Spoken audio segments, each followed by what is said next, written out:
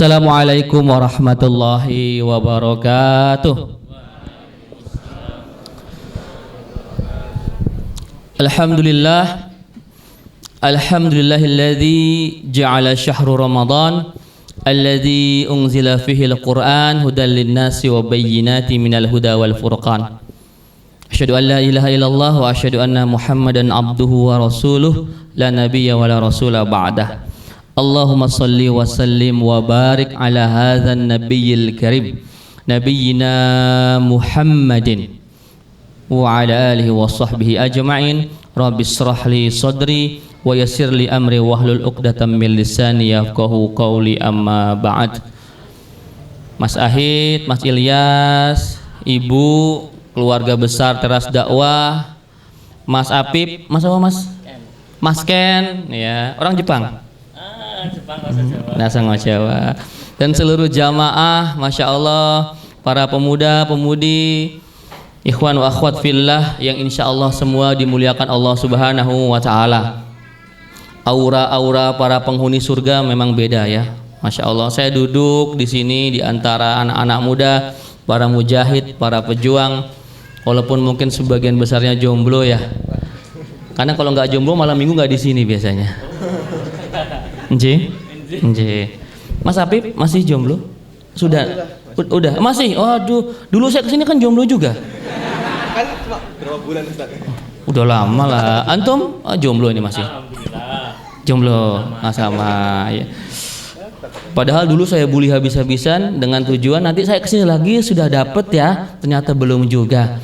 Berarti saya doain lagi habis ini insya Allah ya. Alhamdulillah. Ini luar biasa loh, malam Ahad, malam Minggu, ya jomblo ngaji itu kan keren luar biasa, iya kan? Ya memang kalau jomblo sih nggak ada kerjaan biasanya ya. Serba salah. Semalam saya bilang jomblo itu kan pilihan kemuliaan, kata Ustadz Cahyo, enggak Ustadz, jomblo itu kutukan katanya. Waduh, Ustadz Cahyo itu kalau ngomong suka bener deh saya bilang. Nggak ya? Hari ini kita nggak bahas perjombloan lah ya. Terlalu banyak tembakan buat antum semua kalau jomblo, kasihan saya kadang-kadang. Ya. Nah, hari ini kita bahas tentang sebuah fenomena. Judulnya apa sih Mas? Kita umat pilihan. Oh, kita umat pilihan. Pilihan siapa? Yang pilih mertua. Kita umat pilihan ya. Masya Allah, saya dapat teasernya bagus ya. Tapi nggak ada foto saya, itu saya kurang. Saya nungguin, saya sebenarnya nggak merhatikan yang lain. Saya nungguin foto saya, kok nggak ada. Ujungnya apa, assemble ya gitu ya. Saya kira mau ada foto saya, makanya saya buat caption tambahan di Instagram saya kan. Mau nonton Endgame nggak? Ada superhero baru UHF, pembela kebetulan saya bilang. Bukan kebenaran, kebetulan ya gitu ya. Kata Allah Subhanahu wa Ta'ala dalam surah Ali Imran, a'udzubillahi samil alim minasyaitonir rajim, kuntum khaira ummat ukhrijat linnasi ta'muruna bil ma'ruf wa tanhauna 'anil munkar wa tu'minuna billah. Bicara tentang makhluk pilihan, manusia-manusia pilihan, umat pilihan. Allah Subhanahu wa Ta'ala memberikan kepada kita beberapa kriteria utama. Ada 3 kriteria besar yang harus kita lakukan agar kita ini disebut sebagai umat pilihan, umat pilihannya Allah Subhanahu wa Ta'ala. Yang pertama adalah ta'muruna bil ma'ruf ya. Kalau antum mau disebut umat pilihan, kewajiban pertama yang harus dilakukan adalah amar ma'ruf, tak bisa ditawar-tawar. Apa saja amar ma'ruf itu banyak sekali ya. Ini Masya Allah, komunitas Teras Dakwah ini saya lihat amar ma'rufnya lumayan kencang nih, luar biasa. Jarang-jarang loh ada komunitas bisa ngundang anak muda malam Ahad hadir sebanyak ini di sebuah komunitas pengajian. Amar ma'ruf tidak hanya berhubungan dengan dakwah. Mungkin ada orang yang mengidentikan amar ma'ruf tuh harus tugasnya ustadz ya, tugasnya para dai. Enggak juga. Semua orang bisa beramar ma'ruf dengan caranya masing-masing, dengan posisinya masing-masing, dengan kemampuannya masing-masing. Itu amar ma'ruf. Yang kedua, wa tanhauna 'anil munkar. Nah, ini yang agak repot. Saya pernah bilang begini, dulu saya ini dai, saya dakwah sudah cukup lama alhamdulillah ya, cuman booming di media sosialnya itu 2014 ke sini. Sebelumnya saya terkenal sebagai dai yang spesialis amar ma'ruf saja, karena bidang saya ini parenting.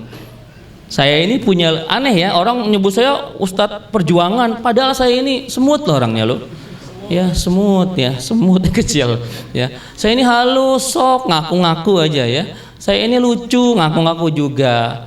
Karena bidang saya memang parenting, hubungannya dengan emak-emak. Saya punya komunitas emak-emak seluruh Indonesia, namanya Jamaah Kajian Hilmiah JKH. Itu isinya emak-emak semuanya. Ya.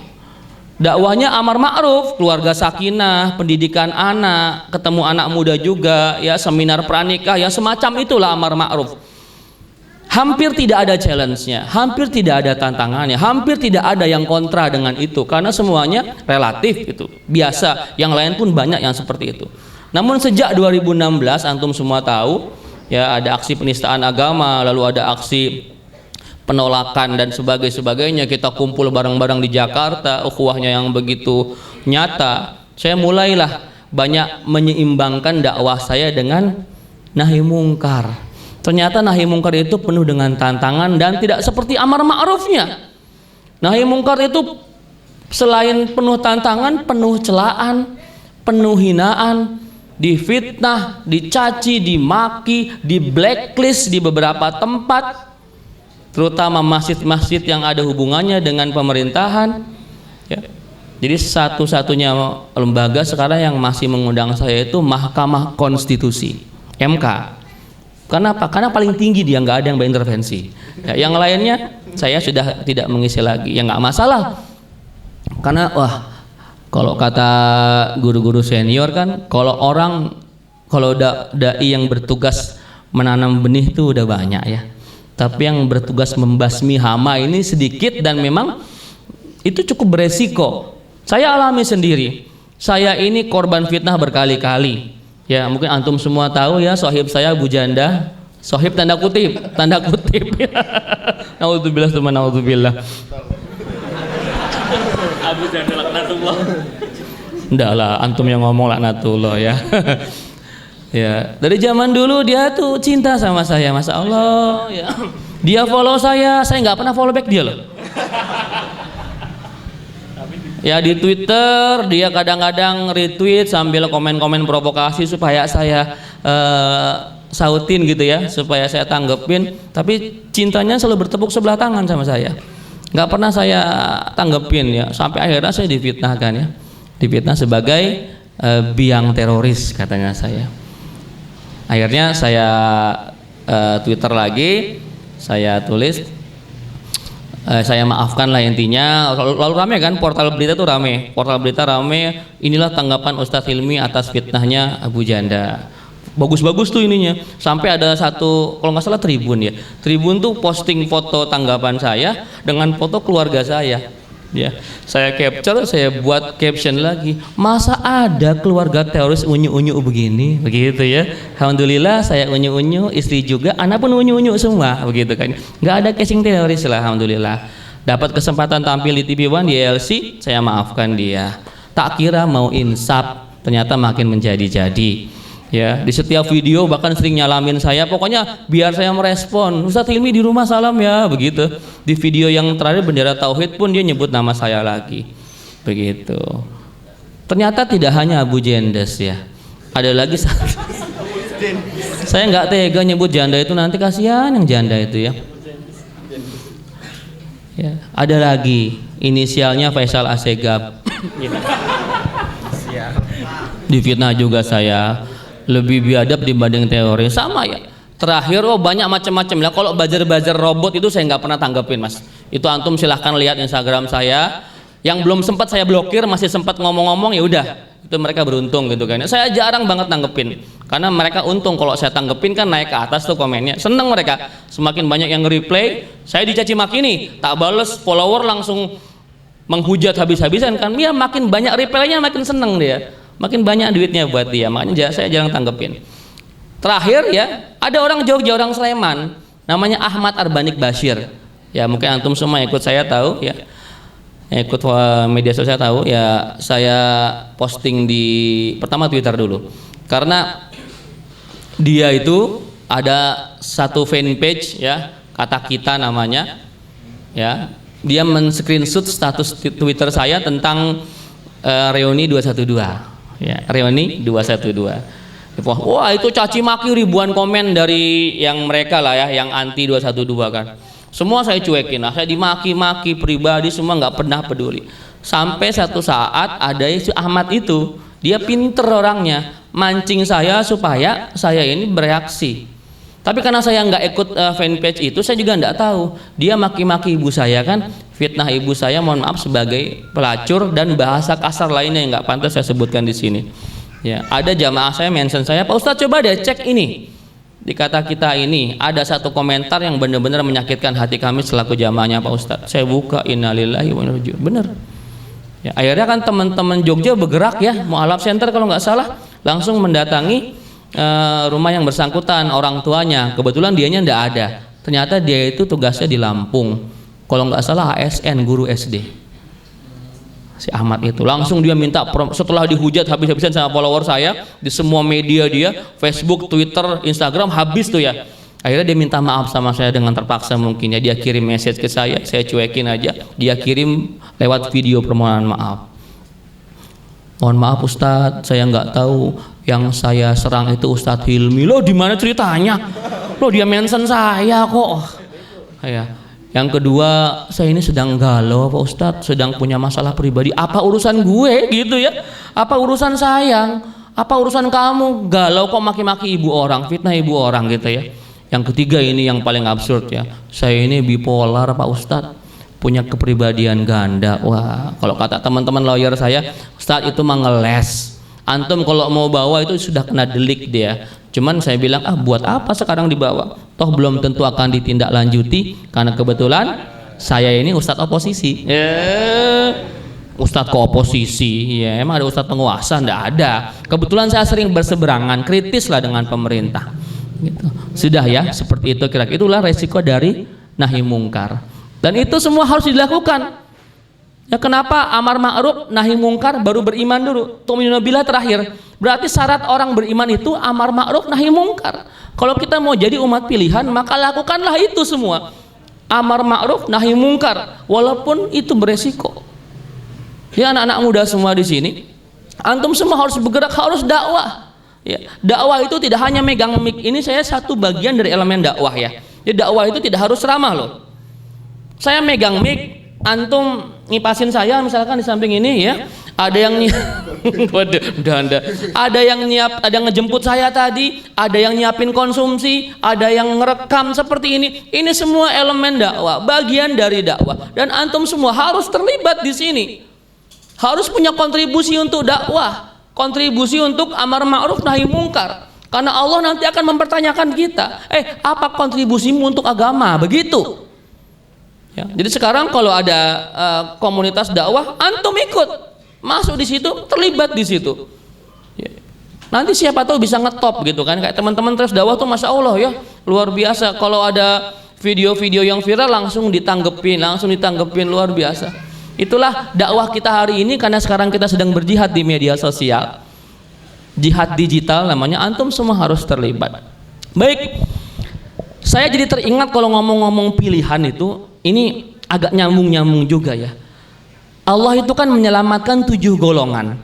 Allah menyelamatkan 7 golongan di akhirat nanti. Dan saya lihat semua ini kalau bisa bersinergi, itu akan terbentuk sebuah generasi umat pilihan. Ya, antum semua mungkin sudah tahu hadisnya tentang 7 golongan itu ya.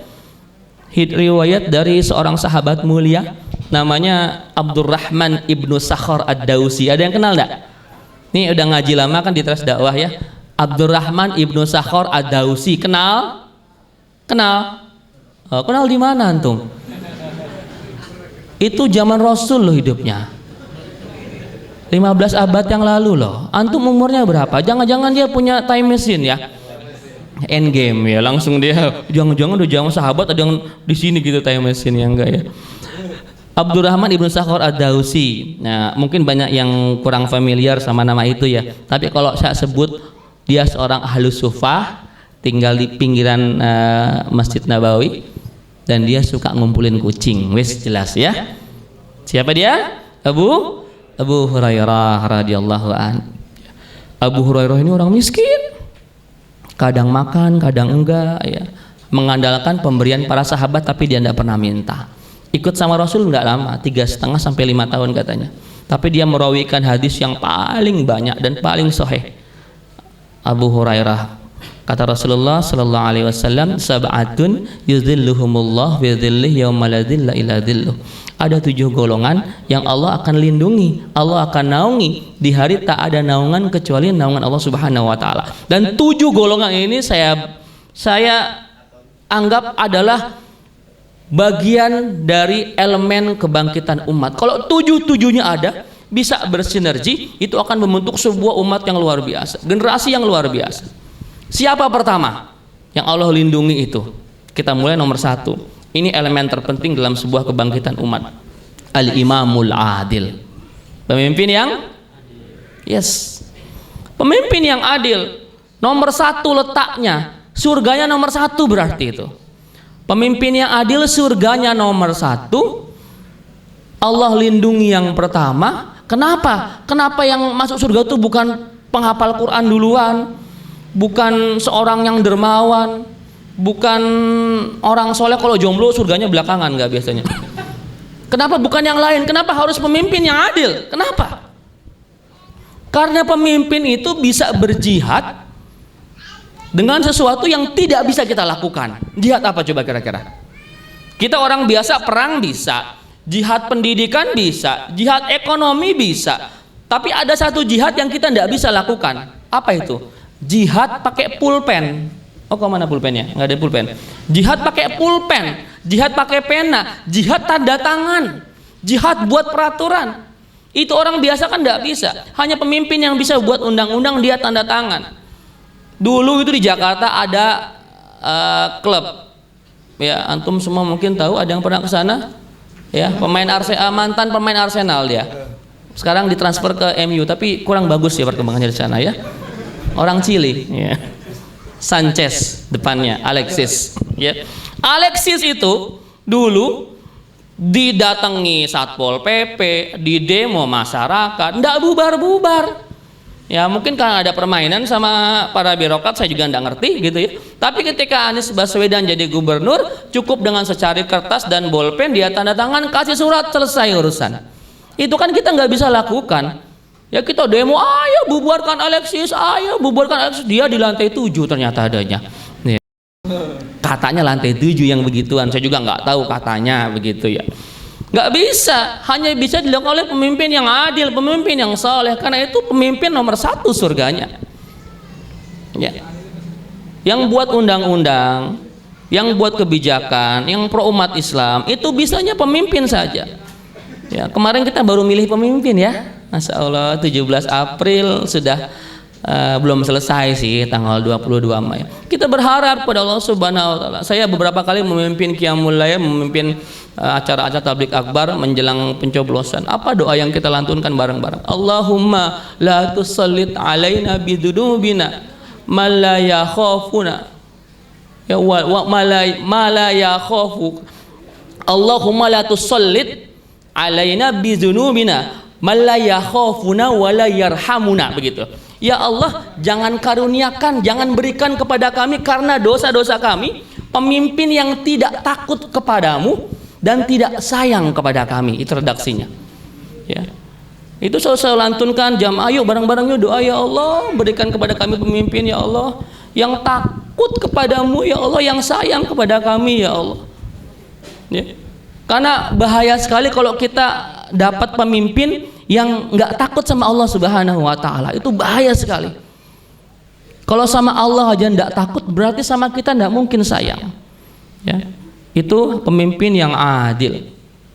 Saya nggak tahu di Indonesia ini apakah ada pemimpin yang adil atau tidak. Ya, apakah nanti doa-doa kita dikabulkan, Allah alam bimuradihi. Cuman intinya adalah bahwa bahwa politik ini, pemimpin di Indonesia dipilih melalui jalur politik. Ini bagian terpenting juga dalam syariah agama kita. Jangan sepelekan ya.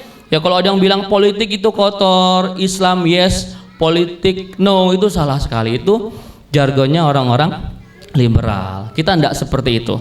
Pilih pemimpin yang yang adil. Kalau antum semua baca sejarah, ada seorang khalifah, ya, khalifah itu saking hebatnya dia disebut sebagai Khulafaur Rasyidin yang kelima, ya, namanya Khalifah Umar bin Abdul Aziz.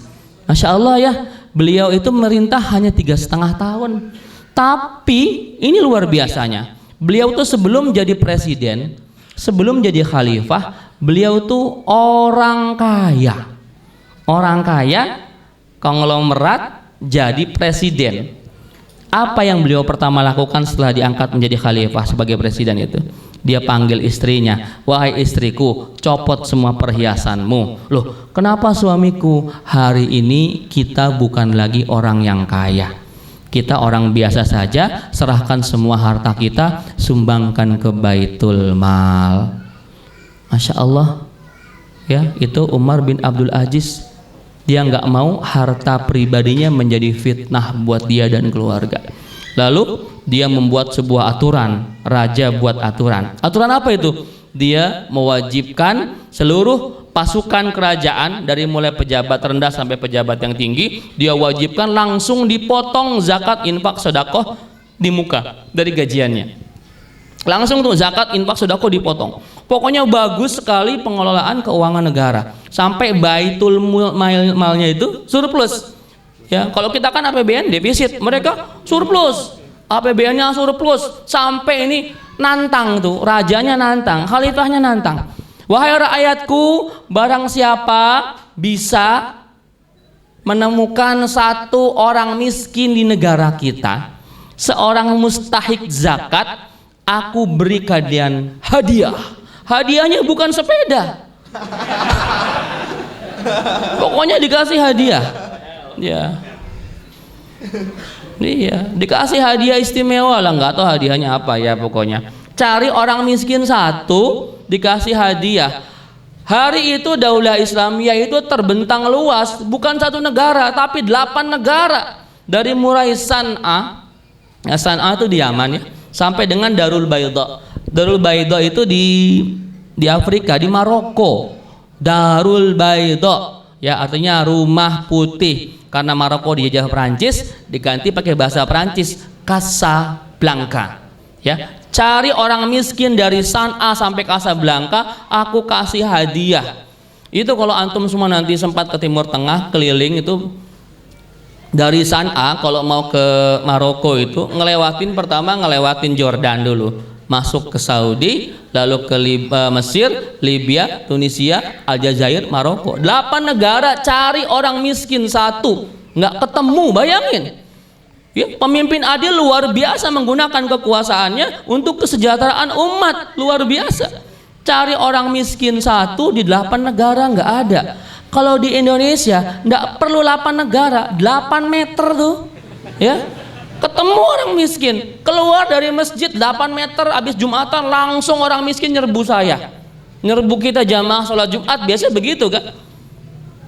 Kalau pemimpin adil enggak? Pemimpin adil itu bisa membuat umatnya sejahtera dan dia tidak pernah memikirkan nasibnya. Masya Allah.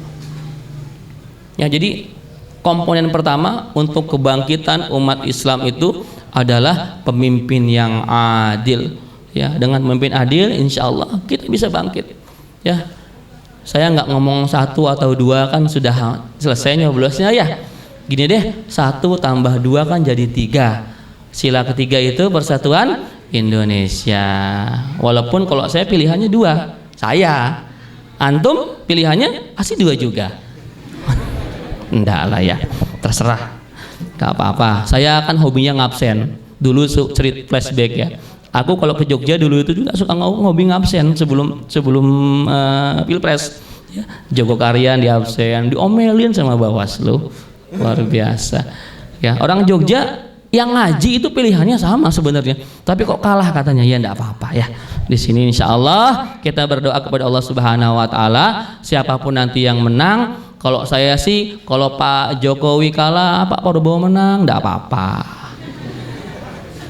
Pak Prabowo-nya menang, Pak Jokowinya kalah juga enggak apa-apa kalau saya.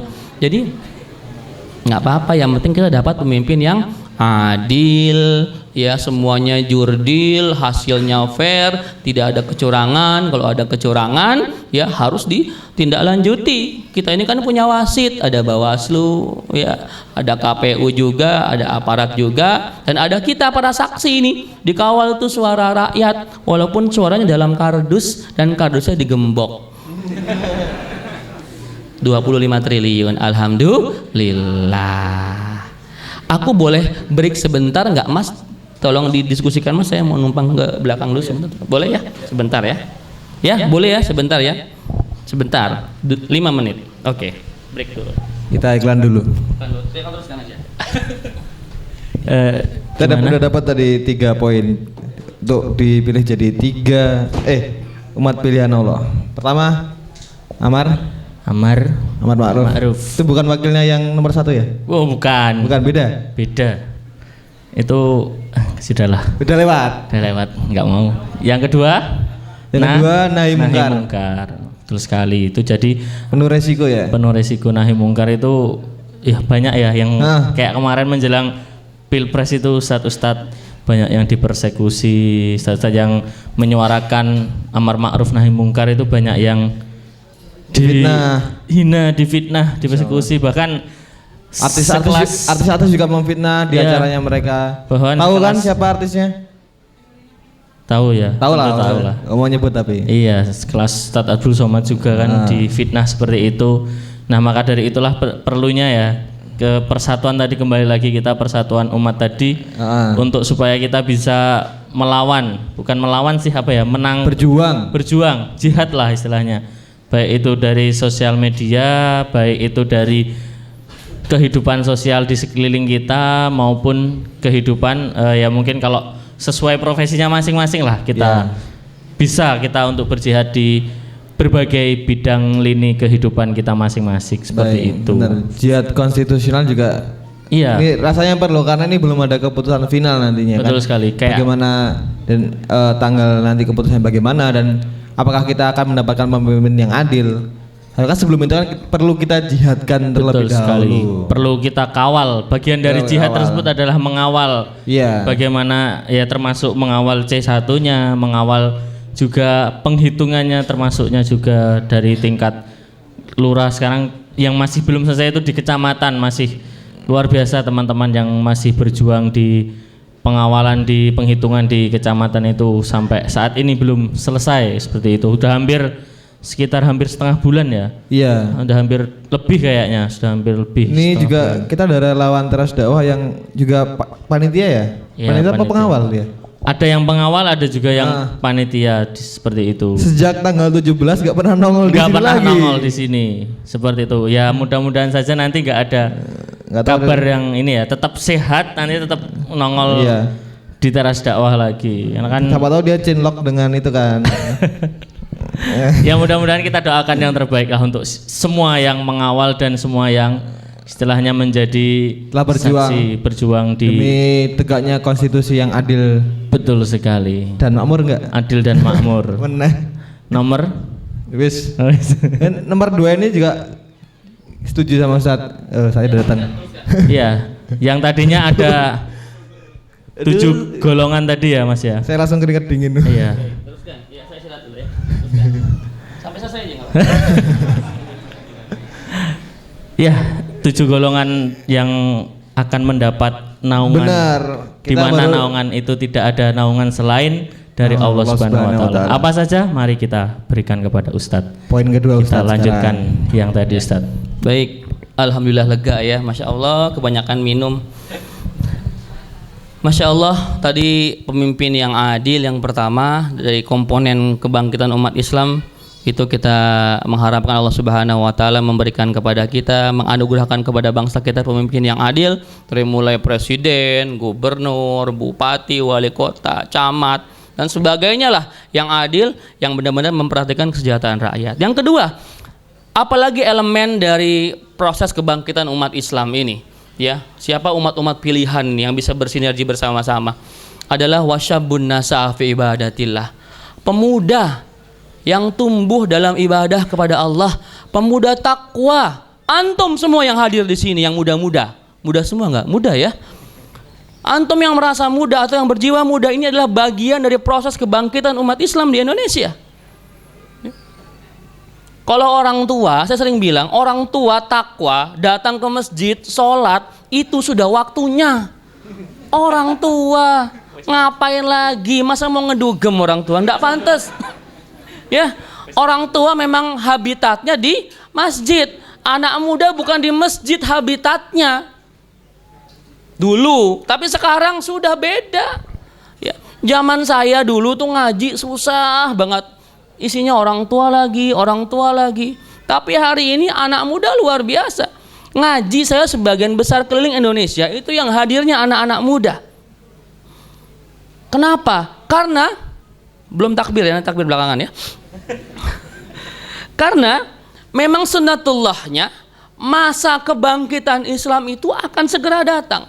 Walaupun ditekan sedemikian rupa, mereka bisa saja mematahkan bunga, membuat bunga tidak tumbuh ya, biar layu dan sebagainya. Tapi mereka tidak akan bisa mencegah datangnya musim semi. Itulah pemuda-pemuda Islam hari ini di Indonesia. Saya dengan kepala mata saya sendiri, mata kepala saya sendiri ya, terbalik. Dengan mata kepala saya sendiri menyaksikan di seluruh Indonesia gairah anak-anak muda berhijrah, mengisi-ngisi kajian, hadir ke dalam majlis ta'lim itu luar biasa hari ini. Yang enggak saya dapati di zaman saya. Saya ini angkatan 80-an. Kalau antum 45. Pakai batik, pakai kopi ya. Penghulu. Pak Cari. Pak Cari. Iya. Saya nggak mendapat itu. Saya besar di tahun 90-an, remaja tahun 90-an, tahun 2000-an gitu ya. Itu susah sekali mendapati anak-anak muda ngaji. Tapi hari ini anak muda itu Masya Allah luar biasa. Kenapa? Karena banyak juga para dai dan daiyahnya merubah konsep dakwah hari ini. Dakwahnya lebih kekinian. Dakwahnya lebih up to date. Ya antum bisa lihat ada Ustadz Hanan At-Taqi dengan gayanya kupluk ya. Di Bandung kupluk, kalau di Bogor itu tukang jaga villa biasanya. Sorry Ustadz Hanan ya. Kemarin kita nggak ketemu loh Ustadz Hanan, aku ke Bandung, aku ketemu sama Habib Anis malah akhirnya.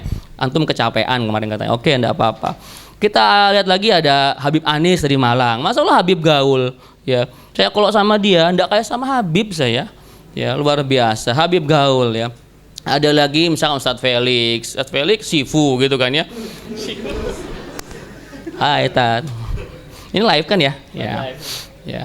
Ada lagi Ustadz Pepi, tahu nggak? Ustadz Cahyo ya. Orang Bantul ya. Tinggal di Bogor sama-sama saya ya. Banyak lagi ustadz-ustadz muda yang luar biasa. Kalau saya nggak muda-muda banget lah ya. Ya, saya nggak ngaku-ngaku jadi ustadz muda. Ustadz Salim ya dengan gayanya yang lembut yang luar biasa. Walaupun setiap saya ke Jogja dianya keluar, sengaja dia itu memang. Ya Tat ya. Begitu. Jadi banyak sekarang ustadz-ustadz yang merubah kemasan dakwahnya menjadi kekinian. Dan anak muda senang sama itu. Dulu zaman saya ngaji, guru-guru saya, kiai-kiai saya itu kalau ngajar luar biasa. Pakai sorban, pakai imamah begitu, pakai gamis, bawa kitab kuning, kitabnya gundul. Assalamualaikum, waalaikumsalam. Pak Kiai, kabur. Pas nggak bisa kabur, yang sudah terperangkap begitu kan, bingung mau kabur, duduk begini. Ayo, buka kitabnya, kitabnya gundul semua. Apa ini Pak Kiai? Ya nggak bisa baca sampai kepalanya ikut gundul juga, Masya Allah. Ya, luar biasa ya. Akhirnya yang ngaji, yang mau ngaji aja, yang memang kan nggak semua orang itu ingin mendalami agama jadi entah jadi indah ya. Ada yang memang agama cukup sebagai bekal saja, nanti dia ahli di bidang yang lain. Tapi bagi para calon ustadz ini mau nggak mau harus belajar semua tentang keilmuan agama. Nah, zaman dulu ngaji itu anak muda merasa apa ya? Sungkan sama kiainya. Kiai itu dianggap apa? Sakral. Saya nggak nyebut angker nggak ya? Sakral.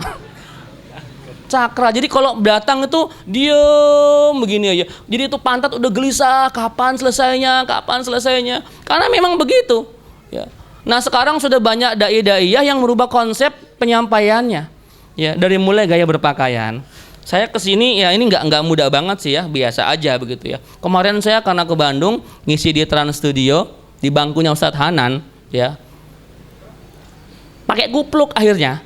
Padahal di sana itu di TSM itu enggak pakai AC kayak begini dan pakai kupluk itu sumuk, Masya Allah. Ya, gerah banget. Tapi mau nggak mau saya harus menyesuaikan dengan audiens ya. Jadi Ustadz sekarang tuh Masya Allah begitu baik sama kalian. Ya, menyesuaikan diri dengan kalian. Saya pernah dakwah di komunitas skateboard, saya tuh nggak bisa main skate. Ustadz ayolah, aduh nggak bisa. Coba saya jeduk jatuh. Kemarin ke Makassar, nanti ya kita snorkeling ya. Waduh, snorkeling. Ya deh, ya, iya aja walaupun deg gitu ya.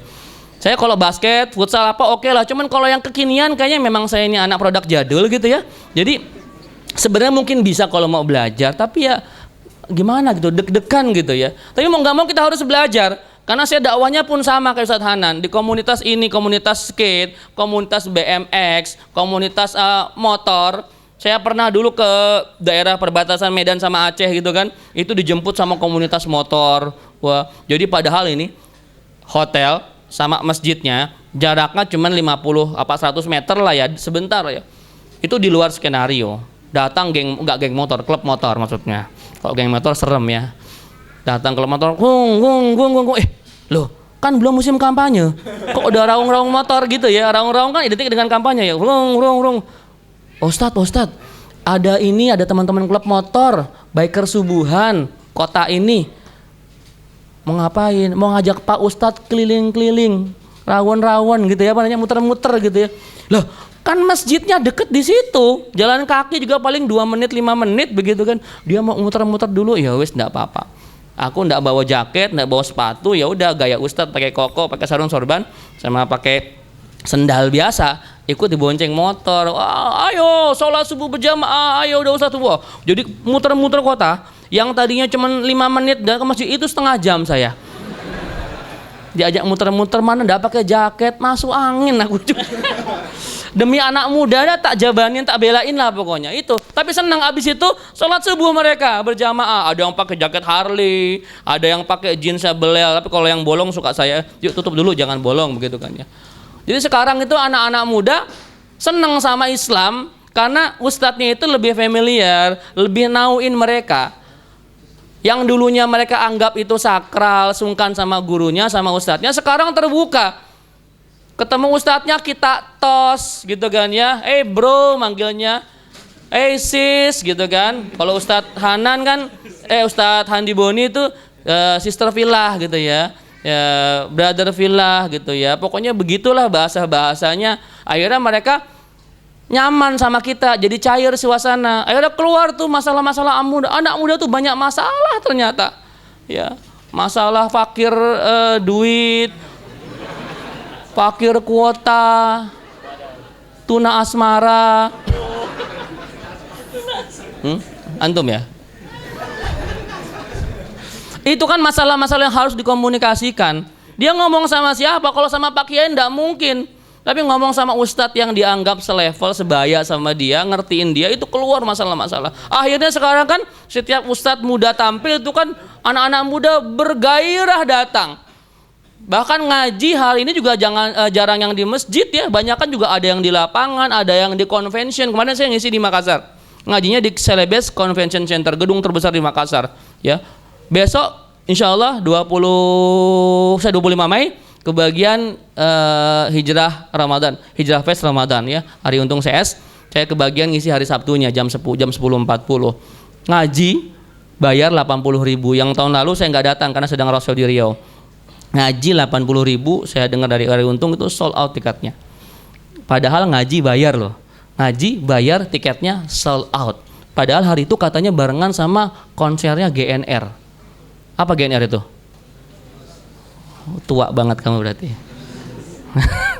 Yang tahu GNR kan generasi saya itu kan. Ya. Iya, itu tiketnya sold out. Luar biasa kan? Ngaji bayar, tiketnya sold out. Zaman dulu saya ngaji gratis, enggak ada yang datang. Ya Allah, kenapa saya dilahir? Nggak boleh ya. Kalau saya boleh request, saya mau lahir di zaman antum. Saya ini zaman apa? Saya ini generasi pertengahan ya. Saya mengalami dunia analog, saya mengalami dunia digital. Dua-duanya. Dan akhirnya saya lebih suka analog loh. Contoh, saya nggak suka baca e-book. Saya sukanya baca buku manual. Makanya kemarin saya ngenes banget pada saat tabloid bola itu terbit terakhir. Waduh, saya tuh tumbuh bersama tabloid bola. Ya, yang gemar olahraga. Iya. Sekarang kan dikit-dikit buka Detik Sport gitu ya. Banyak situs-situs atau FIFA Soccer dan sebagainya. Itu kalau menurut saya nggak asik. Zaman dulu saya koleksi tabloid bola dan GO zaman dulu. Wah, senang kalau bagus tak clipping. Wah, tak clipping, tak tempel bintang-bintang bola zaman dulu ya, zamannya Ronaldo Wati itu kan. Ronaldo Luis Nazario, apa zamannya Roberto Carlos dan sebagainya. Senang saya itu kan, besar dengan zaman analog begitu. Nah, kalau antum semua kan digital, hampir nggak ngerti, mungkin banyak yang nggak ngerti masalah analog. Hobinya baca, hampir tiap saat mungkin bersentuhan dengan gadget. Ya, bersentuhan dengan, akhirnya kami para ustadz pun mau nggak mau harus ngikutin jamaahnya. Makanya saya suka kritik tuh. Ustadz kalau yang seangkatan dengan saya sih insya Allah ngerti masalah gadget ya. Yang di atas saya ini, Ustadz, pangapunten Ustadz, Pak Kiai, antum HP-nya kok masih Asia Hidayah sih? Ada, Kiai saya, HP-nya Polyringtone, Masya Allah. Ya memang yang penting kan bisa nelpon loh Tat, katanya. Iya sih Ustadz, tapi zaman now ini dakwah harus keren. Kalau mau antum dakwahnya luas, ya beli smartphone. Apa itu smartphone? Telepon pinter Pak Yai. Oh begitu, berapa harganya? Ya kalau merek Cina murah lah Pak Yai, gitu ya. Atau yang mau selfie expert Pak Yai, biar cakep terus, saya bilang begitu. Karena HP zaman now itu kan orang moto semua cakep, nggak ada yang jelek loh. Luar biasa itu. Itu sebenarnya HP itu memuji para pemiliknya. Jadi mereka tuh GR, ih gue ganteng juga ya. Itu tipuan, beauty-nya level 9 dia. Kamera jahat, Masya Allah jahat banget itu ya. Ya sampai ada orang, kamu perawatan kulit di mana? Di Oppo Skincare. Tuh nyebut merek. Ya wes, Vivo Skincare. Oh sama aja ya. Begitu. Jadi sekarang para ahwat nggak perlu lah perawatan ke mana-mana yang mahal-mahal gitu, cukup lah. Yang penting selfie gitu kan ya. Sampai kadang-kadang saking tinggi level beauty-nya itu nggak ada pori-porinya loh. Putih mukanya sampai nggak ada hidungnya rata. Luar biasa. Makanya sekarang ya, kalau dulu ini saya juga hidup di zaman Friendster dulu. Antum mesti nggak tahu ya kalau yang muda, Friendster ya. Saya bertemu istri pun salah satu asbabnya lewat Friendster. Dulu itu fotonya asli real, bahkan ketemu aslinya lebih cakep dibanding fotonya. Kalau sekarang terbalik, wih, profil picture-nya Masya Allah, janjian pas ketemu innalillahi. Ya, yang sering ketipu siapa? Ahwat. Wih, Masya Allah. Ini cowok mirip kayak Song Joong Ki, atau Lee Min Ho begitu kan ya. Padahal emang orang Jogja kan kulitnya apa sih kebanyakan? Nggak hitam nggak ya? Ya coklat tapi kalau pakai kamera yang itu kan jadi putih semua, jadi kayak orang Korea semua. Ya pas ketemu kok Korea nggak putih gitu kan ya? Oh sedang berjemur begitu. Gitu ya. Udah, jadi anak muda memang seperti itu. Sekarang para dai-nya menyesuaikan dengan jamaahnya. Makanya Masya Allah, anak muda di Indonesia bangkitnya luar biasa. Kalau dibilang, oh Turki hebat katanya, masjidnya ramai anak muda. Saya bilang enggak. Saya ke Turki menyaksikan 1-2 masjid saja yang begitu. Yang lainnya sama kosong. Tapi di Indonesia mohon maaf, banyak, jauh lebih banyak dibanding di Turki. Anak-anak muda yang mengisi subuhan di masjid berjamaah. Dan saya yakin ini kalau feeling saya ya, feeling saya, insya Allah kebangkitan umat Islam salah satunya akan dimulai di Indonesia. Takbir! Ya, dan kita harus jadi bagian, kita harus terlibat dalam itu. Ya. Antum semua sekarang harus menentukan posisi. Pokoknya aku harus berkontribusi dalam kebangkitan umat Islam ini. Ya. Saya kadang-kadang dicurhati sama remaja-remaja di daerah terpencil, Ustadz, kami pengen dong Ustadz ngadain semacam hijrah festival, semacam festival apa begitu ya yang kayak di kota-kota besar. Tapi kami ya begini Pak Ustadz. Saya bilang, sudah kita jangan terlalu muluk-muluk dulu. Yang penting antum semua minimal subuhnya digalakkan, terus konsolidasi umat, buat kajian-kajian yang memang anak muda itu suka. Sesekali bahkan saya ini kalau roadshow itu saya tidak selalu di kota besar. Kalau kota besar saya udah biasa mungkin ya. Saya kadang-kadang sampai ke Aceh Tamiang, ke Pangkalan Berandan, ke Air Molek, ke Rengat. Kemarin saya ke Ustadz Mustafa Umar, gurunya Ustadz Somad. Ustadz, nanti sama Ustadz Somad kita ini ya dakwah ke Siak. Suku Siak itu naik sampan itu 6 jaman. Ya. Kalau dakwah di kota itu biasa. Dakwah di pedalaman itu yang dibutuhkan hari ini. Kenapa? Karena mohon maaf, banyak misionaris yang nyampe duluan ke sana. Kita tidak boleh kalah. Begitu. Makanya saya teman-teman yuk anak-anak muda yang nggak mabok laut gitu ya. Ini pakai sampan masalahnya. Pakai sampan 6 jam, Masya Allah. Ada buaya kanan kiri kan repot juga gitu ya. Kalau buaya darat mah nggak masalah ya. Ini buaya beneran. Nah gitu ya. Jadi itu dakwah hari ini. Dan anak muda saya harapkan antum semua istiqomah di teras dakwah ini ya. Terus pingin berkontribusi apapun yang antum bisa. Ya, insya Allah anak muda ini menjadi salah satu bagian dari kebangkitan umat Islam. Pemimpin adil sama anak muda dikombinasikan, masya Allah. Yang nomor 3 siapa elemen selanjutnya? Ya, warajulun qalbuhu mu'allaqun fil masajid. Para pecinta masjid. Ya, pemimpin adil, anak muda yang soleh, orang-orang yang cinta masjid. Masjid ini identik dengan kebaikan. Yang cinta pengajian, yang cinta kajian, yang cinta komunitas, ini bersinergi semuanya. Kemarin saya ngisi di Jogokarian di roadshow yang kedua, sebulan yang lalu. Judulnya dari masjid kita bangun peradaban. Itu saya bilang, ini saya paling salah dikasih materi ini. Ya, saya ngisi masjid peradaban di masjid peradaban, kan tidak lucu. Seperti halnya seorang pasien ceramah di depan dokter spesialis. Saya bilang itu ngaco. Tapi alhamdulillah aman, yang nggak dibully saya sama Jogokarian ya.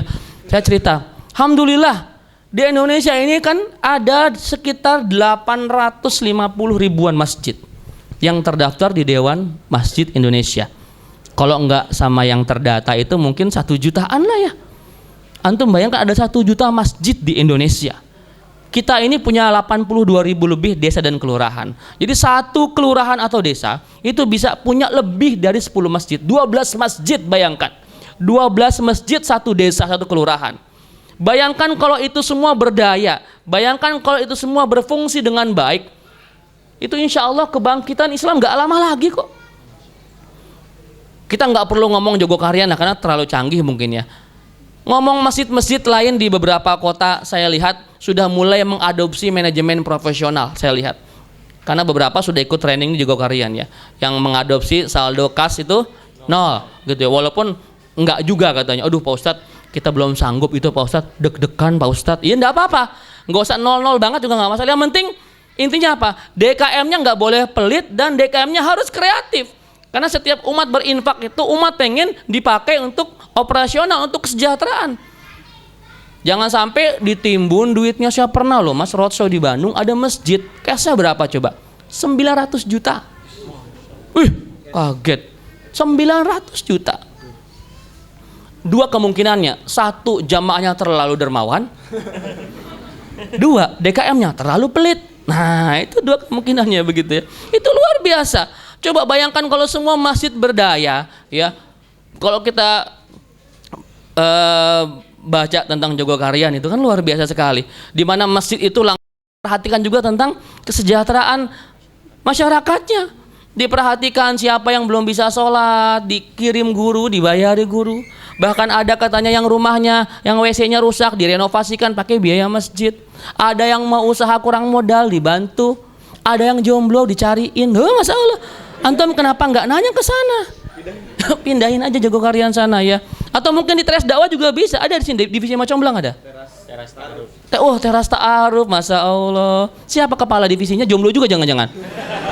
Kepala divisi teras ta'aruf jomblo. Wah nggak ada, nggak meyakinkan sama sekali itu. Ya. Ini buktinya 2 ini. Yang paling sering muncul di depan ini masih jomblo. Ya gitu untuk Insya Allah maaf ya. Resiko sama saya pasti begitu ya, dibeliin apa-apa ya. Ketiga kali Insya Allah. Jadi begitu ya, Masya Allah, orang-orang yang hatinya terpaut dengan masjid itu kalau bisa bersinergi dengan pemimpin adil, pemuda yang soleh itu luar biasa. Jadi masjid peradaban, kita ngumpul semua di masjid. Karena masjid hari ini di Indonesia kan kebanyakan Buat sholat ngaji. Nggak boleh ngomong macem-macem. Ya. Kan ada istilah apa namanya? Kalau ngopi itu apa? Ngobrol perkara iman. Boleh di masjid. Ngeteh apa tuh? Tentang hijrah. Boleh di masjid. Ya. Yang nggak boleh di masjid itu ngompol. Ngobrol masalah politik. Itu ngompol artinya. Ya. Di spanduk dilarang bicara masalah politik di masjid. Padahal itu masjid sejatinya dari zaman Rasulullah SAW digunakan sebagai senter kegiatan umat. Ngomong apa saja boleh di masjid yang berhubungan dengan keumatan. Ya, tidak hanya masalah ubudiyah, ngomong ekonomi boleh, pendidikan boleh, ngomongin jihad boleh, ngomongin perang juga boleh di masjid. Kalau dagang di luar ya, jangan dalam masjid. Iya. Begitu. Tapi gara-gara manusia laknatullah alaih, seorang Belanda yang dikirim ke Aceh, doktor S3 bahasa Arab, namanya Snok Horgranye, diutus pemerintah Belanda. Gimana sih ini Aceh kok perang kita nggak pernah menang sih? Orang Aceh kok hebat-hebat begitu sih, nggak pernah nyerah sama penjajah? Ini gimana caranya? Langsung diutus Snok Horgranye, dia langsung observasi gitu ya, buat kuesioner disebar gitu kali ya. Nggak lah, analisa dia. Oh ternyata orang Aceh itu taat sama ulamanya. Oh ternyata orang Aceh itu kalau sudah fatwa jihad itu mereka bersegera berbondong-bondong pas tabiqul khairat. Ini yang harus kita lemahkan. Oke lah kalau begitu saya mau jadi ulama-ulamaan gitu ya. Belajar jadi ulama-ulamaan aja, belajarnya beneran ke Arab. Ya, mau jadi ulama-ulamaan, dia belajar langsung, belajar Quran, belajar hadis, belajar tentang Islam, balik ke Aceh berubah casing, pakai gamis, pakai janggut. Langsung safari dakwah roadshow kayak saya begini ke masjid-masjid. Ya, ketemu sama Pak Kiainya, Pak Kiai, wah di masjid itu baiknya kalau di Arab tuh nggak boleh ngomong politik Pak Kiai, ya ngomong di sini tentang akidah, akhlak, sholat, baca Quran, udah habis itu pulang lagi Pak Kiai. Oh gitu ya, iya Pak Kiai. Kalau nanti bisa memperangi jamaahnya, ntar diberangkatin umroh loh Pak Kiai. Begitu bahasanya, umroh dan haji. Banyak ulama yang kemakan sama ucapannya Snok Horgranye. Akhirnya karena ulamanya sudah dipegang, dia ngomong ke jamaahnya. Jamaahnya juga kan pasti samina wa ta'na sama ulama. Ditambah lagi Snok Horgranye mengusulkan dibangun banyak pekuburan di sekitar masjid. Jadi masjid yang ada kuburan di sekitarnya itu ulahnya Snok Horgranye. Kalau sekarang masih ada jangan dibongkar kuburannya, jangan ya. Jangan juga. Kalau buat masjid baru nggak pakai kuburan dan nggak apa-apa. Kenapa dia pakai kuburan di situ? Agar melemahkan semangat umat Islam. Ya kan? Ketika ngomong tentang jihad, kebangkitan ekonomi, kebangkitan politik, buka jendela, ngelihat kuburan, ya besok mati. Lemes gitu ya.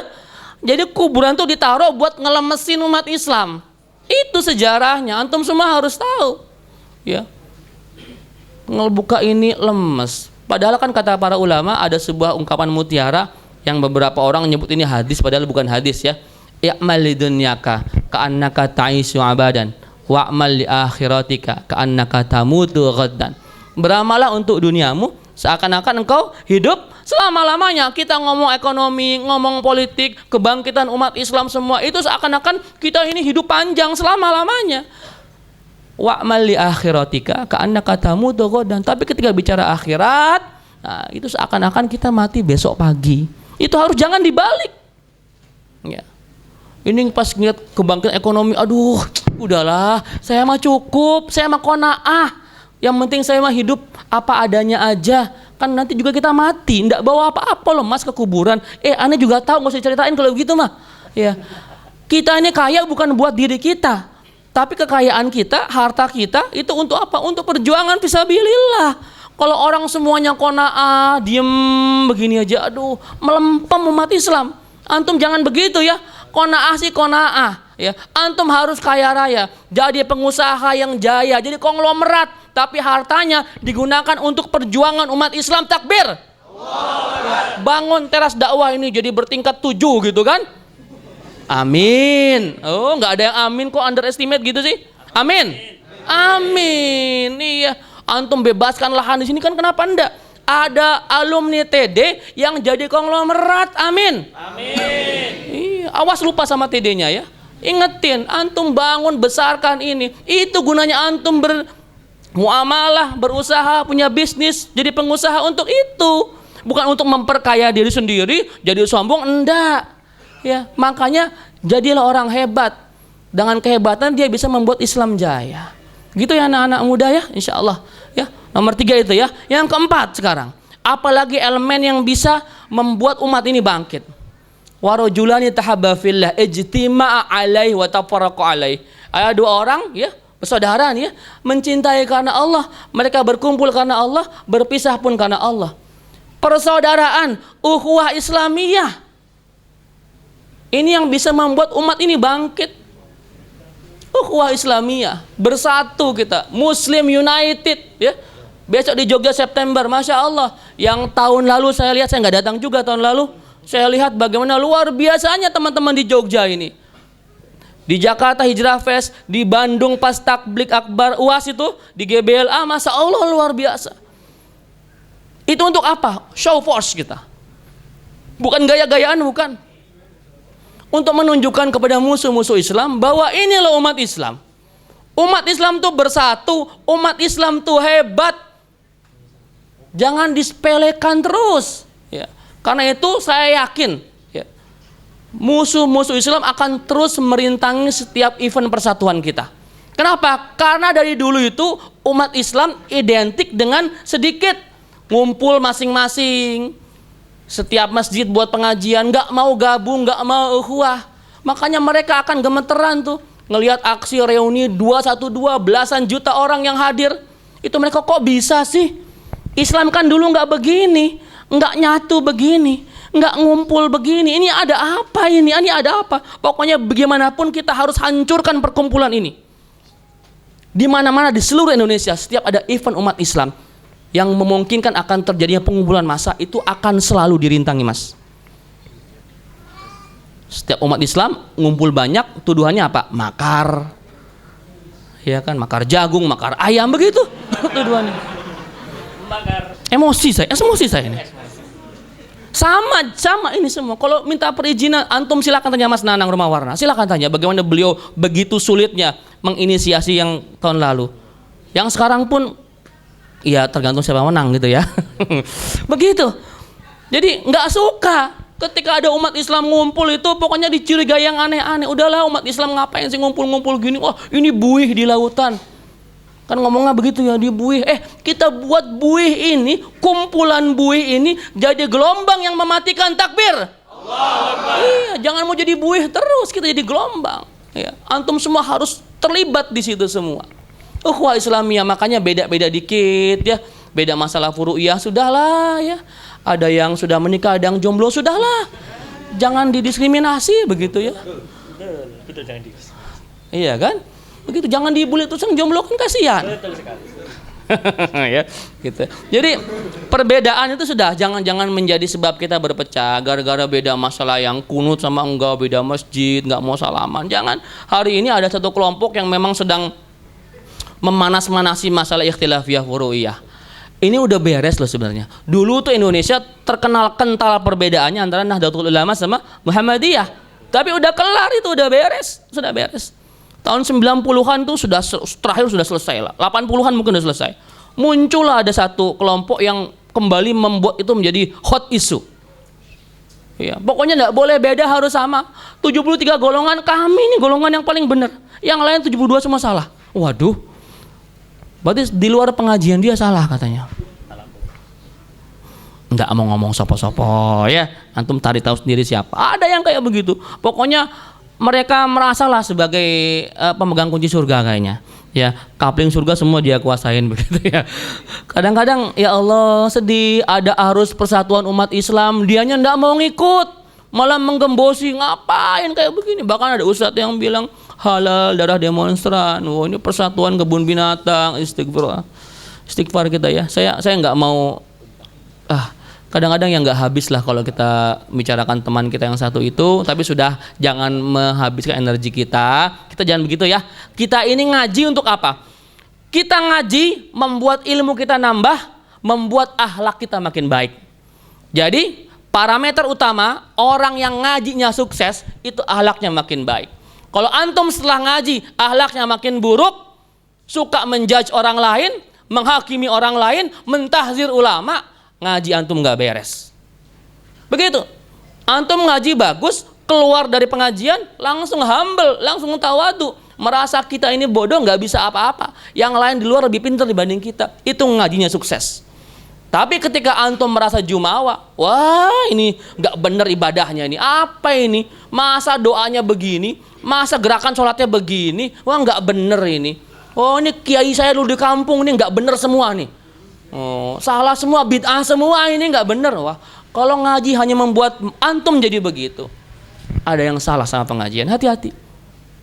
Masalah ikhtilaf furu'iyah itu masalah klasik, sudah lama, sudah ada sejak zaman Rasulullah SAW.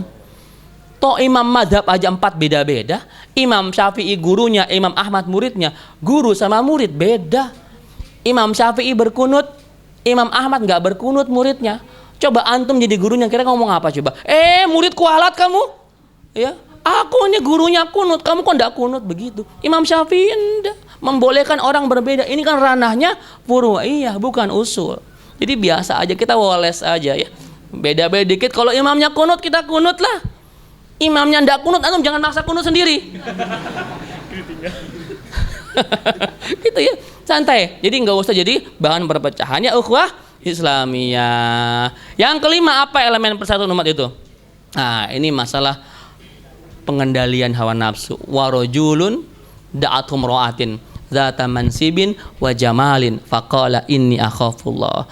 Ada laki-laki mas bro yang digoda wanita cantik mas bro, cantik, seksi, elegan, wes lah pokoknya keren bet lah, keren banget ya, keren bingit lah pokoknya ya, keren lah. Digoda untuk bermaksiat, digoda untuk berzina di tempat yang sunyi, ndak ada yang tahu.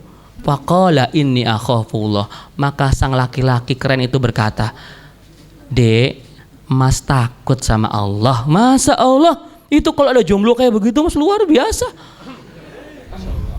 Nggak usah jomblo, yang sudah beristri sekalipun, kalau digoda sama wanita cantik di tempat sepi juga belum tentu gitu, apalagi jomblo begitu kan? Iya. Makanya menikahlah mas. Begitu ya. Self control. Orang yang bisa mengontrol dirinya, mengontrol hawa nafsunya, mengontrol syahwatnya, itu jadi elemen kebangkitan umat. Tidak hanya syahwat terhadap wanita, syahwat terhadap yang lain, terhadap harta, terhadap jabatan, dia bisa kontrol semua itu. Walaupun nggak ada yang tahu orang ketika dia melakukan sebuah kemaksiatan. Ya. Kembali kepada syahwat, ini kan teksnya syahwat tentang perempuan mas ya. Jadi ini kan berdasarkan kisah Nabi Yusuf alaihissalam. Ya, based on true story begitu kan? True story ya. Jadi kenapa jomblo itu paling rawan digoda sama perempuan? Karena kan begini ya, kitanya ada kewajiban ghadul basar kan ya, menundukkan pandangan. Kalau saya sudah beristri, ketika harus menundukkan pandangan, saya ngelihat istri saya. Kalau antum ngelihat apa? Ngelihat bumi itu sih. Ngelihat tanah, ghadul basar. Ngelihat ada perempuan, mohon maaf pakai pakaian ketat, atasnya terbuka. Astagfirullahaladzim. Ngelihat ke atas, antum nunduk, astagfirullah lagi, iya kan? Itu bagi laki-laki yang belum menikah, ya. Jadi nggak bisa kan, kalau kata Islam itu, di Islam itu kalau ada sesuatu yang membangkitkan syahwat kita, maka datangilah istri-istri kita, jangan istri kita aja. Redaksinya istri-istri, ya. Istri kita, karena di situ terhadap pahala, sedekah dan berkah kan, begitu ya. Nah, kalau saya tergoda, tinggal datengin istri, selesai urusannya. Kalau antum datengin siapa? Begitu kan? Ya ma'syarus sabab, wahai para pemuda, gitu kan ya. Yang gampangnya deket sini sama saya kan ya. Ya ma'syarus sabab, man istata'a minkumul ba'ah falyatazawwaj. Ya, jika sudah ba'ah nih, sudah mampu, falyatazawwaj. Menikahlah, ya. Fa innahu aghaddu lil basar, karena menikah itu bisa menundukkan pandangan, wa ahsanu lil farj, ya, dan membentengi kemaluan kita. Gitu ya. Ya ma'syarus sabab, man istata'a minkumul ba'ah. Mampu, ba'ah itu apa? Kata Imam Asy-Syaukani, Ba'ah itu dua definisinya. Yang pertama, ba'ah itu kemampuan seksualitas. Mampu dong? Insya Allah mampu. Wah, langsung kan ya. Yang kedua, ba'ah kemampuan menafkahi, memberikan mahar. Ya, mau apa? Jadi mereka sudah siap insya Allah. Seksualnya mampu, ekonomi kan mampu memberikan mahar. Nunggu apa lagi antum? Ya, nunggu apa lagi Mas Bro? Nunggu calonnya. Gitu ya. Jadi kalau sudah mampu ekonomi, kalau sudah mampu sehat jasadnya, fisiknya, semuanya, nunggu apa lagi, begitu kan? Apalagi para akhwat, ya, para akhwat nih ya, untuk memudahkan laki-laki agar nggak ngeper ngelamar antunna semua, maka apa sih? Sedih bener, ya. Sunnahnya itu kan mudahkan dan murahkan mahar ya. Itu untuk akhwat hadisnya, bukan untuk ikhwan ya. Jangan, oh tuh, dengar kata Rasul itu. Mudahkan, murahkan begitu. Itu spesial untuk akhwat. Maksud jangan mempersulit mahar. Tapi ikhwannya harus terbalik. Antum harus memberikan mahar yang terbaik kepada calon istri. Jangan mudah dan murah, jangan. Seperangkat peralatan sholat, tambahin akhwat sama masjidnya. Begitu harusnya. Begitu ya, jadi yang akhwatnya memudahkan, yang lakinya ikhtiar sungguh-sungguh ya Mas Bro ya, supaya memberikan mahar yang terbaik buat calon istrinya kayak gitu. Dan kebanyakan saya ini beberapa kali mengisi seminar pranikah Mas, di Jakarta, di Bandung dan tempat-tempat lainnya. Itu saya bilang, kalau seminar calon mempelai wanita itu udah biasa. Saya tahu kok penyebab utama antum tuh belum menikah apa? Orang tua biasanya. Jadi mulai besok kita seminar pranikah calon mertua. Bener loh Mbak? Ini kok ketawa ya? Ini serius padahal. Ya, betul. Karena sebagian besar masalah para pemuda-pemudi yang belum menikah itu karena terganjal izin orang tua. Terlalu tinggi standarnya. Kemarin di Makassar, para jomblo Makassar mengeluh sama saya tentang uang panai. Tahu ya? Uang panai ya? D3 segini, S1 segini, S2 segini, S3 segini. Kalau Samsung S10 gimana? Makin repot ya. Begitu. Mengeluhkan masalah standar terlalu tinggi orang tua, masalah materi gitu kan. Jadi pada ngeper lagi. Udah siap nih Mas Apip datang ke calon akhwatnya, kebetulan juga ngaji di Teras Dakwah gitu kan ya. Ini kan sebenarnya gampang loh. Ini ikhwannya soleh, akhwatnya soleha. Nunggu apa lagi? Buka hijabnya selesai urusan. Ya. Ya, ini loh MC-nya ini 2 orang jomblo ya kan. Tinggal pilih di sana kan juga banyak jomblowati di sana insyaallah. Ya. Tanya Mbak Ukhti gitu kan ya. Mbak Ukhti gitu. Untung bukan Mbah Uti ya. Anak saya manggilnya Mbak Uti itu yang Uti maksudnya, yang Uti. Ini Mbak ya. Mbak Ukhti, nanti malam Bapak ada di rumah enggak? Wah, Masya Allah, Mas Apip keren. Oh. Ntar Ken belakangan, ntar tak bully juga ntar habis ini. Gantian bergilir ya.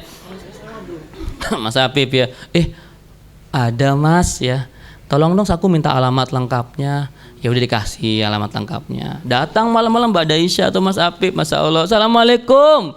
Waalaikumsalam. Keluar si bapaknya. Omnya itu kan kalau di cerita-cerita biasanya kalau calon mertua itu kan kumisnya tebel, melintang, pakai baju army karena purnawirawan dia. Sarungnya naik ke atas. Ya, siapa kamu Le? Oh gitu kan ya. Saya teman anak Om. Mau apa kamu? Mau ada keperluan Om? Serius Om? Ya udah masuk gitu kan. Boleh duduk Om? Boleh, silakan. Gemeteran, sambil gemeteran gitu kan ya. Ada perlu apa kamu kesini? Siapa namamu? Apip Om. Nggak ada yang lebih keren namanya. Oh, itu udah paling bagus Om gitu. Iya. Mau apa kamu kesini? Bismillah Om. Aku mau melamar anak Om.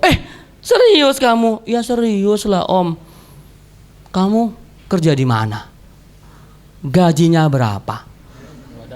Sudah punya kendaraan belum? Sudah punya rumah belum? Om, aku permisi. Assalamualaikum.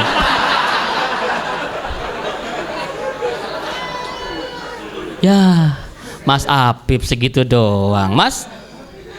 Ini Niatnya sudah kenceng ya, tapi mentok di mertua lagi. Karena pasang standarnya terlalu tinggi. Padahal Mas Apip, sebenarnya kalau ditanya begitu jawab dengan elegan dong. Om, memang aku nggak bisa menjawab dengan jawaban yang pas lah buat Om. Aku memang belum punya loh Om yang Om tanyakan tadi. Tapi tenang Om, aku punya Allah Om. Bisa. Kata Omnya, kamu ini bawa-bawa Allah, nggak asik. Loh, kan nggak ada yang lebih besar dibanding Allah kata Omnya. Ya wes, kamu tak terima. Begitu Mas Apip. Besok bawa Allah, kata ahwatnya di belakang pintu. Iya Mas, bawa Allah sih bawa Allah Mas. Tapi aku juga kan harus makan Mas. Kita kan nikah harus resepsi juga nanti Mas. Ya mbok kerja ya Mas ya. Ya Allah berikhtiar juga. Begitu loh Mas Apip ya. Jadi besok sebenarnya kalau menghadapi calon mertua yang kayak begitu, antum harus coba deh buat simulasi deh. Ya, simulasi dulu ya kan. Biasanya kalau udah diapal ketemu Om yang kumisnya tebel itu langsung hilang semua bahannya. Begitu ya. Besok simulasi. Jadi sepakati dulu sama akhwatnya. Pokoknya akhwatnya harus support, harus mendukung ya. Walaupun masih kerjaannya belum jelas. Yang penting apa? Yang penting kan akhlaknya baik, agamanya baik. Orang teras dakwah semua insya Allah seperti itu cowok-cowoknya. Amin. Amin. Ya. Nih akhwat yang punya kendala tentang izin orang tua, silakan direkam nih perkataan saya. Ya, ini sering dipakai sama teman-teman akhwat di seluruh Indonesia yang saya datengin. Ya, antum rekam Mas. Ikhwan juga boleh. Karena masalahnya masalah itu kan ya, masalah standar terlalu tinggi. Ini ada SOP, juklak, petunjuk pelaksanaan bagi para calon mertua jika ada seorang laki-laki yang akan melamar anaknya. Kata Rasulullah Sallallahu Alaihi Wasallam, bukan kata saya. Iza atakum man tardawna khuluquhu wa dinahu fazawwajuhu. Jika ada seorang laki-laki yang baik akhlaknya, baik agamanya, datang melamar anakmu, nikahkan dia. Illa taf'aluhu takun fitnatun fil ard wa fasadun arid. Jika itu tidak dilakukan, maka akan terjadi kerusakan di muka bumi yang besar. Tuh, kasih sama calon mertua kalian. Ini loh kata Rasulullah SAW.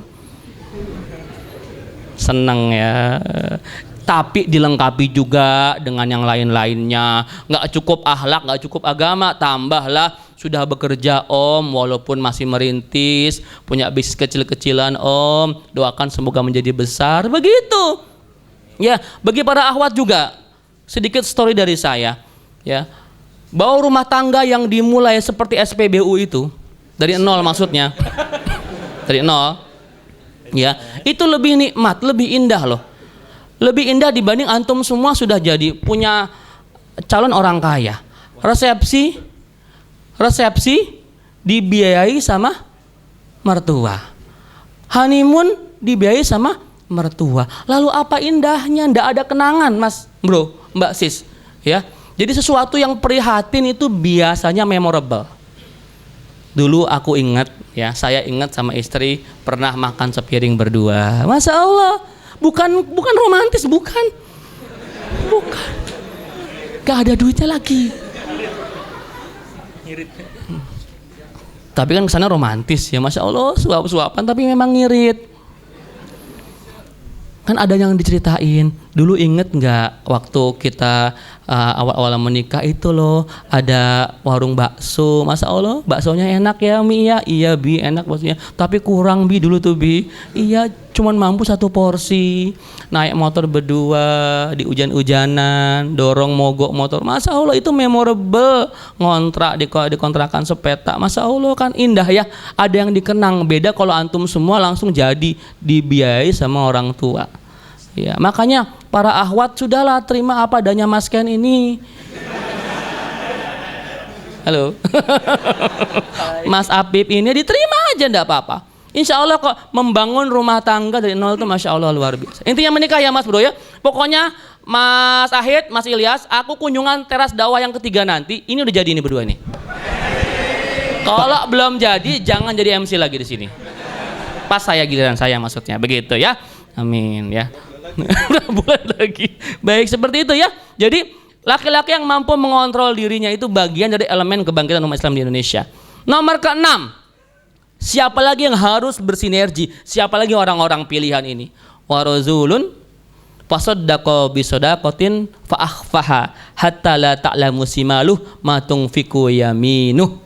Ada seorang yang menginfakkan hartanya di jalan Allah Subhanahu wa taala dengan tangan kanannya sampai-sampai tangan kirinya itu tidak tahu apa yang diinfakkan.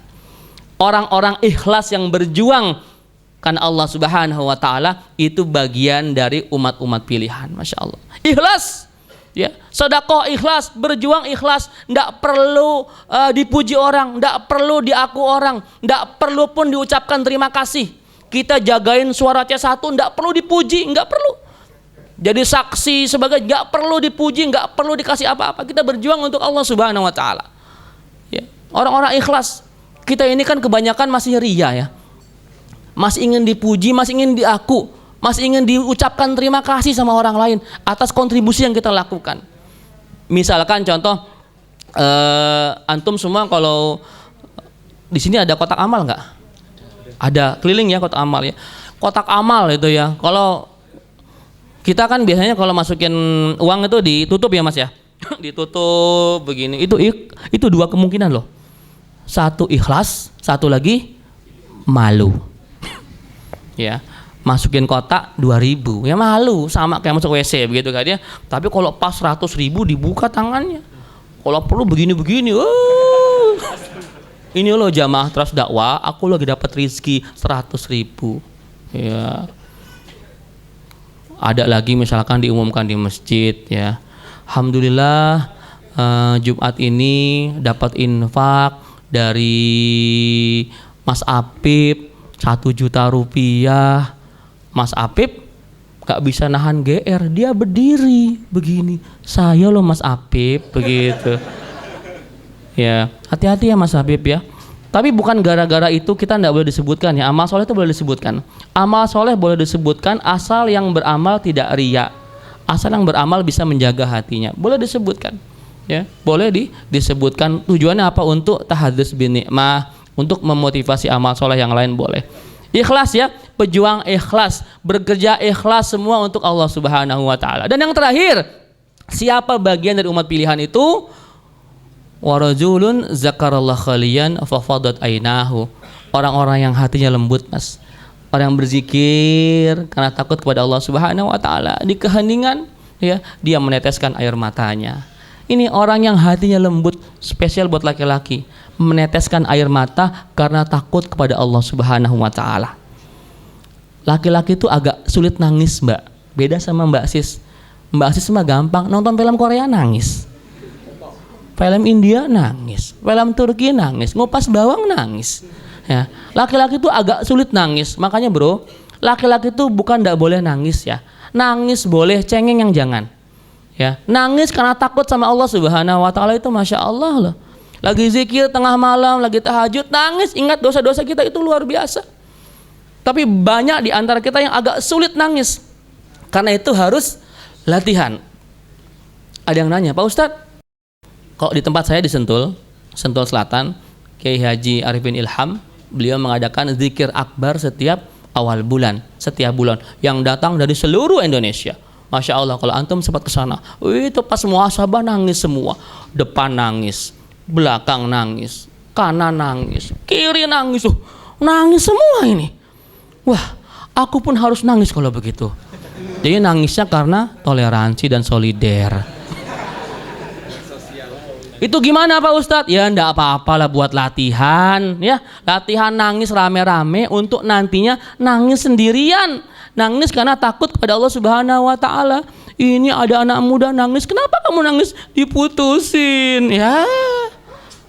Cemen kalau begitu ya. Nangis karena takut kepada Allah Subhanahu wa taala, hatinya lembut. Orang yang hatinya lembut Masya Allah ya. Ada sebuah kisah kan, ketika seorang panglima salibis ditangkap, ditawan oleh para pasukan Islam. Itu lihat, ini pasukan Islam kalau siang itu bertarung sudah kayak singa, pokoknya nggak takut mati. Tapi kalau malam kok pada nangis kayak anak kecil. Nangis mereka, lagi sholat nangis, baca Quran nangis. Akhirnya diobservasi sama dia, oh ternyata ini loh yang membuat semangat pasukan Islam bertempur nggak pernah kalah tuh ini. Mereka kalau siang berjihad bertempur nggak takut mati, kalau malam menangis sejadi-jadinya karena takut kepada Allah Subhanahu wa taala. Akhirnya dibuat surat, mulai besok jangan perangi umat Islam pakai perang fisik. Cukup jauhkan mereka dari Al-Qur'an, selesai urusan. Timbullah strategi baru namanya Ghazwul Fikri. Nanti kapan-kapan kita bahas insya Allah. Baik, saya rasa demikian. Ada 7 elemen dari umat pilihan yang jika itu bersinergi, maka insya Allah kebangkitan umat Islam di Indonesia tidak akan lama lagi. Takbir. Terima kasih. Assalamualaikum warahmatullahi wabarakatuh.